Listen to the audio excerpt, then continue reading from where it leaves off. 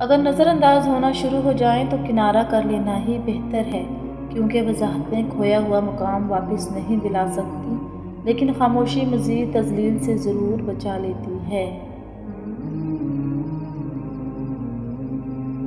میں نے اپنی زندگی کا طویل حصہ لوگوں کو خوش کرنے اور خوش رکھنے کی کوشش میں گزارا ہے، اور اس تمام عرصے کی کوشش کے بعد میں ایک بات وثوق سے کہہ سکتی ہوں کہ لوگ آپ سے کبھی خوش نہیں ہوتے۔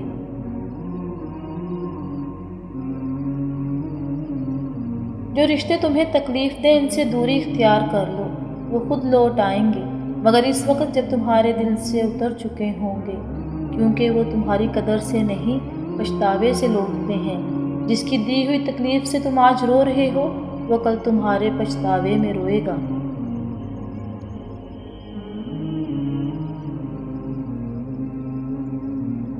مکافات عمل دستک نہیں دیتی، اور نہ ہی اسے کسی در کے کھلنے کا انتظار رہتا ہے۔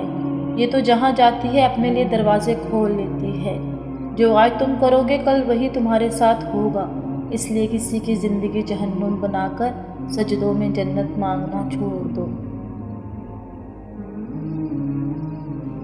جھگڑا صرف اتنا ہے کہ محبت میں تیسرا شخص برداشت نہیں ہوتا، حاصل ہو یا لا حاصل، مگر ہے صرف ہمارا، کیونکہ جس سے محبت ہو جاتی ہے اسے تقسیم نہیں کیا جاتا۔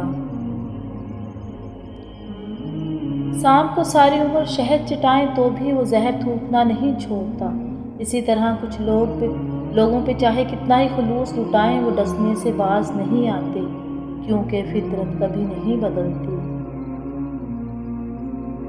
ہمیشہ ایسے شخص کو چنا کرو جو آپ کو عزت دے، کیونکہ عزت محبت سے کہیں زیادہ خاص ہوتی ہے۔ عزت کے بغیر محبت کا کوئی وجود نہیں۔ لوگ جب آپ کو سمجھ نہیں پاتے تو آپ کو غلط قرار دے دیتے